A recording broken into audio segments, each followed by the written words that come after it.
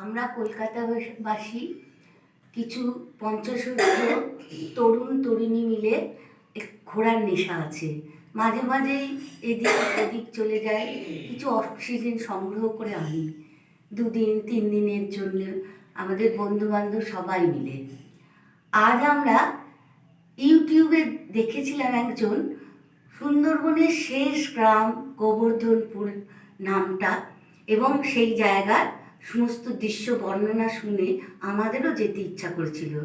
হঠাৎ 2 দিনের ছুটিতে আমরা 50 তরুণ তরুণী মিলে ছুটে গেলাম সেই গোবর্ধনপুর গ্রামে।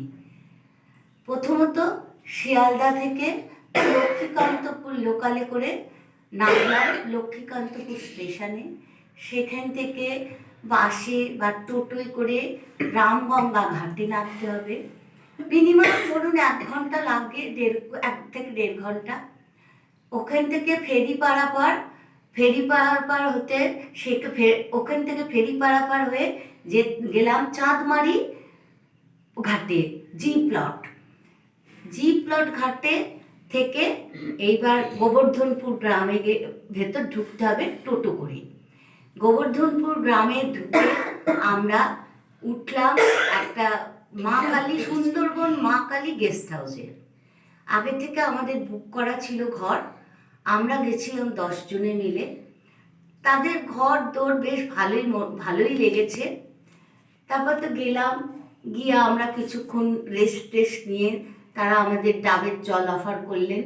প্রথম আমরা গিয়ে পৌঁছেছিলাম 2টোয়। আমরা কোনো রকমে হাত পা ধুয়ে ওনাদের খাবার খেলাম।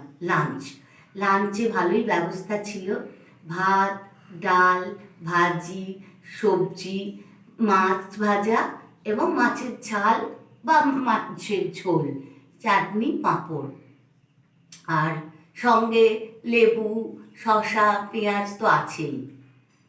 বিকেলের ব্রেকফাস্ট মুড়ি, তেলে ভাজা, চা। রাত্রিবেলা রুটি, চিকেন, যে ডিম খাবে ডিম। তাদের ব্যবহারও খুব ভালো।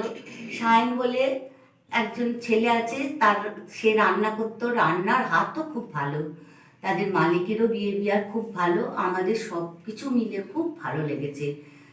আর গোবর্ধনপুরে দেখার মতো সেরকম হয়তো কিছু নেই। একটা সংগ্রহশালা আছে এবং তার সমুদ্র সৈকত আছে, খুব ফাঁকা সমুদ্র সৈকত, কিন্তু এত সুন্দর তার পরিবেশ, প্রাকৃতিক দৃশ্য মনোরম, অক্সিজেনে ভরপুর, আর ঝাউবনে ভর্তি।